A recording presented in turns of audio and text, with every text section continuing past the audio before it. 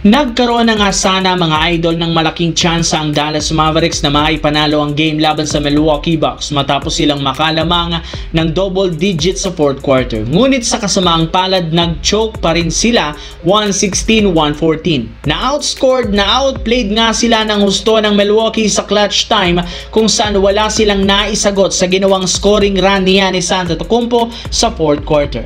Hindi nga kinaya ng depensa na pahintuin ang comeback win ng Milwaukee Bucks at dahil sa pagkatalo, bumagsak na sa 3-8 ang win-loss record bilang 14th seed sa West. Isa nga sila sa pinakakulelat ngayon, malayong-malayo sa pinangako noon ng kanilang general manager na si Nico Harrison na makakapag-compete sila ng kampyonato simula nang makuha si Anthony Davis at ma-trade si Luka Doncic. Kaya mas dumarami nga ang mga fans ang galit na galit ngayon kay Nico Harrison.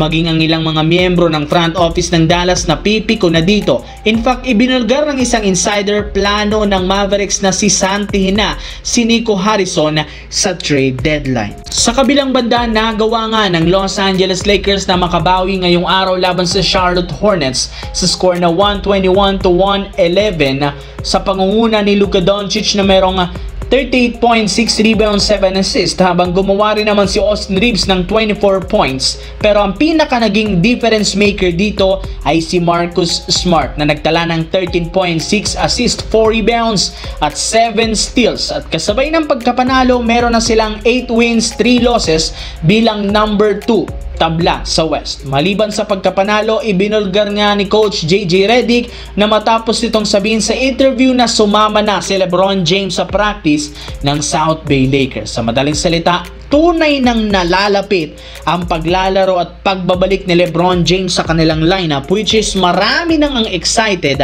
dahil sa wakas magkakasama-sama ng buo sina Luka, Reeves, LeBron, Hachimura at DeAndre Ayton. Sa kabilang banda, natalo ang Portland Trail Blazers ngayong araw laban sa Orlando Magic sa isang heartbreaker sa score na 115-112 matapos maipasok ni Desmond Bane ng kanyang buzzer-beating 3-pointer sa last quarter. Dahil sa pagkatalo, 5 wins, 5 losses na ang kanilang record kung saan 2 games na nga ang lose streak. Napatunayan na nahihirapan pa rin ang Portland na manalo sa mga road games. Kaya nangangahulugan nito, kailangan pa rin ng team ng at least isang superstar kagaya ni Damian Lillard na mangunguna sa team para mas maging competitive sa Western Conference at sa kampyonato. Ang problema, next season pa posibleng makabalik si Damian Lillard sa lineup ng Portland Trail Blazers, kaya kahit anong ganda ng performance, mahihirapan pa rin sila na mag-compete laban sa mga lehitimong contender sa mid-season,